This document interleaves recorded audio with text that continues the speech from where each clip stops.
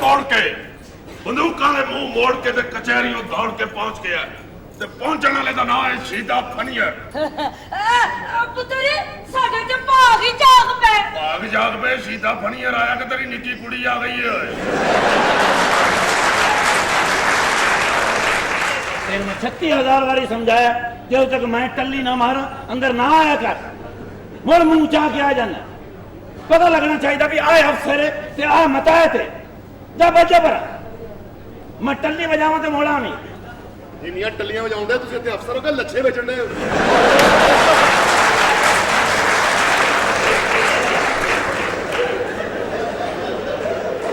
उस्ताद जी मिठाइयां वंडो समूरत दे कोठे दा फल पक गया है। सुभान अल्लाह थोड़ा जिन्ना कट के सानू भी दियो। हाँ ले झूठा करा लईए। हाय हाय नवा ना करिए।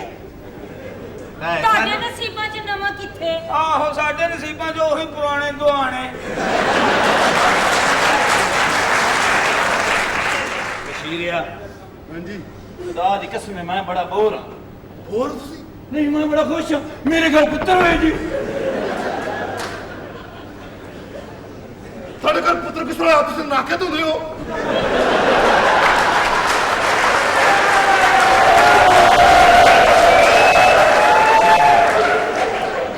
ਗੱਲ ਮੈਂ ਤੁਹਾਡੇ ਨਾਲ ਕਰਨੀ ਸੀ ਕਿ ਮੈਂ ਇੱਥੇ ਵਿਆਹ ਕਰਨ ਨਹੀਂ ਆਇਆ।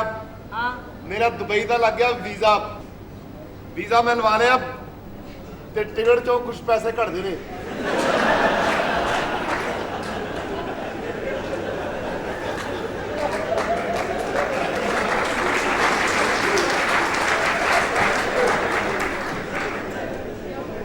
ਟਿਕਟ ਚੋਂ ਪੈਸੇ ਘਟਦੇ ਤੇ ਮੈਂ ਤੁਹਾਡੇ ਕੋਲ ਕੋਈ ਮੰਗਣ ਨਹੀਂ ਆਇਆ।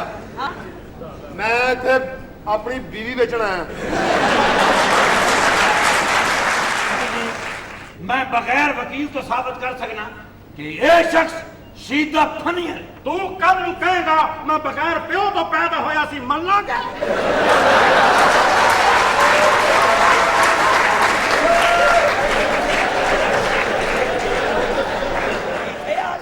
ओए ठग ते फड़क जानने किदे नाल गल करन दे आ। और तू भी नहीं जानता कि मैं किस नाल गल करन दे आ। ਕੀ आया मैं मिरासी। ਗੋਲੀ ਨਾ ਉਡਾ ਛੱਡੇਗਾ ਹੀ। ਉਹ ਨਹੀਂ ਇਹ ਜਿਹੜੇ ਵੱਡੇ ਵੱਡੇ ਹੁੰਦੇ ਨੇ ਨਾ ਬਦਮਾਸ਼ ਇਹ ਮਸਕੀਨਾਂ ਨੂੰ ਕੁਝ ਨਹੀਂ ਆਂਦੇ। ਕੁਝ ਹੋਇਆ? ਤੈਨੂੰ ਨਹੀਂ ਪਤਾ ਹੋਣਾ।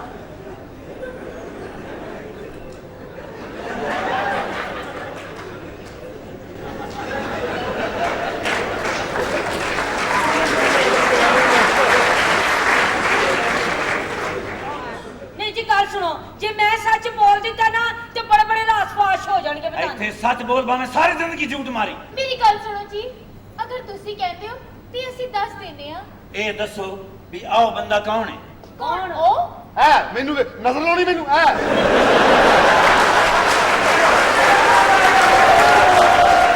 ਓਏ ਹਾਂਜੀ टेलीफोन चुप।